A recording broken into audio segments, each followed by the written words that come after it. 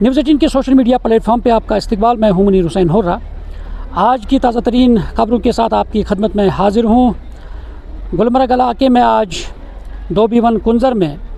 آج ساہتیہ اکیڈمی نئی دہلی کی جانب سے ایک پروقار تقریب کا انعقاد ہوگا،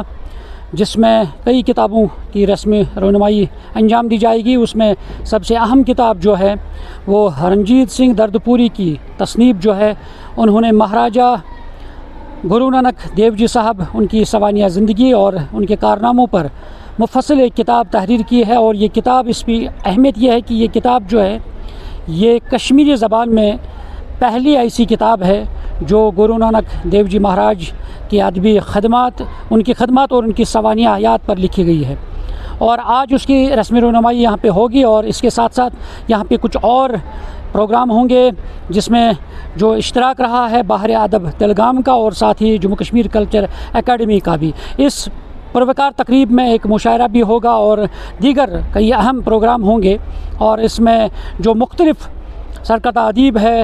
وہ مقالات پڑھیں گے، جو بھی چاہے مرحوم غلام محمد غمگین جو ہے ان پر بھی مقالات پڑھے جائیں گے. اور ساتھ ہی جو مشاعرہ ہوگا اس میں وادی کے سرکردہ جو شعراء ہے اور وہ اپنا کلام یہاں پہ سنائیں گے اور سامعین کو محظوظ فرمائیں گے. اور ساتھ ہی یہاں پہ کشمیری زبان و ادب کی ترویج کے لیے،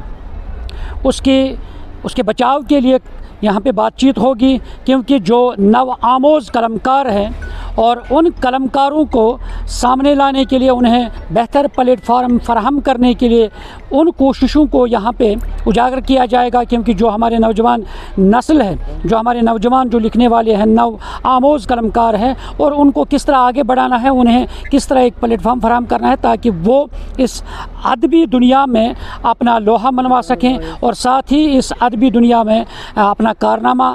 پیش کر سکیں، خدمات دے سکیں. اور اسی طرح دوسری اہم خبر یہ ہے کہ آج جو ٹورزم ٹریڈ ایسوسیشن ہے ان کا جو الیکشن ہوا ہے، اس میں آج ان کی جو حلف برداری تقریب ہوگی وہ ٹاؤن ہال ٹنگمرگ میں ہوگی. اس میں جو صدر اور نائب صدر ہے ان کی حلف برداری تقریب، ان کا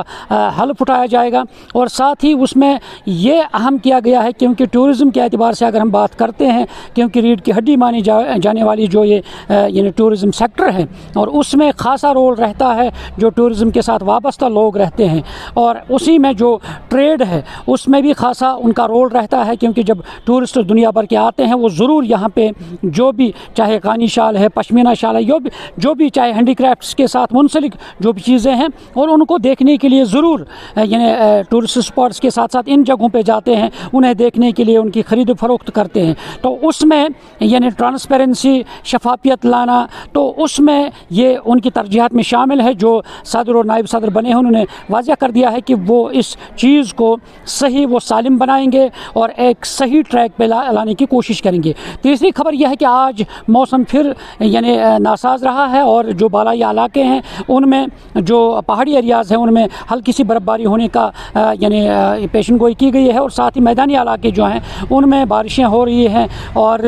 کیونکہ الرٹ بھی جاری کر دیا گیا پہلے سے ہی، تاکہ لوگ جو ہیں جہاں پہ بھی فلڈ ایریاز ہیں اور وہ اپنے آپ کو محفوظ رکھیں اور احتیاط برتیں. اگر ہم اس ایریا کی بھی بات کرتے ہیں کہ یہاں پہ بھی کچھ ایسے علاقے ہیں جہاں پہ ندی نالے ہیں، ان میں پانی کی سطح جو ہے اس میں اضافہ ہو سکتا ہے، اور اس لیے لوگوں سے کہا گیا ہے کہ وہ احتیاط برتنے کی کوشش کریں.